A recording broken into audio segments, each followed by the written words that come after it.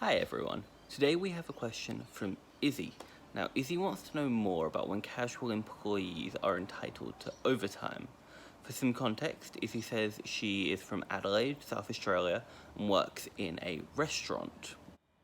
This is a very topical question, as I was just reading an article in Hospitality magazine dated the 6th of February 2020, entitled Pub Operator Faces $37,000 in Penalties.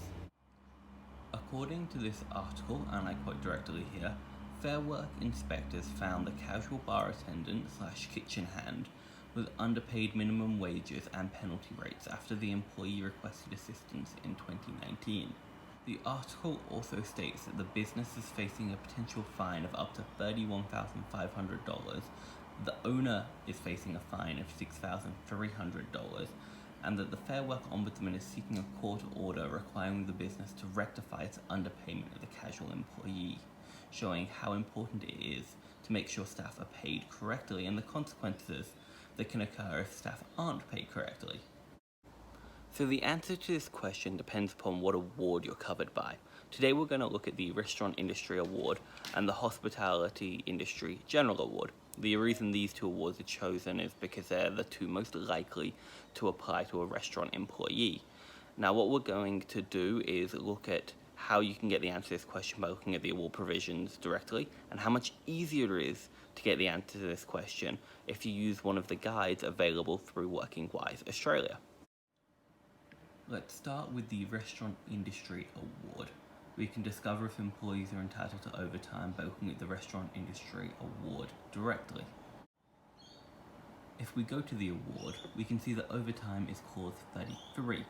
Clause 33(1)(c), which I know is confusing, says that casual employees are entitled to overtime on the circumstances specified in clause 13.5. If we go to clause 13.5, we can see that it says all time worked in excess of the hours prescribed in clause 13.2 will be overtime. So then we go to clause 13.2 and find out that casual employees are entitled to overtime if they work more than 12 hours per day or per shift, or if they work more than 38 hours per week, or more than an average of 38 hours per week over the course of a roster period.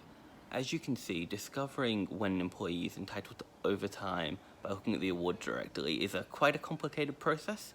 So now we're going to see how much simpler that process is by referring to one of the guides available through Working Wise Australia.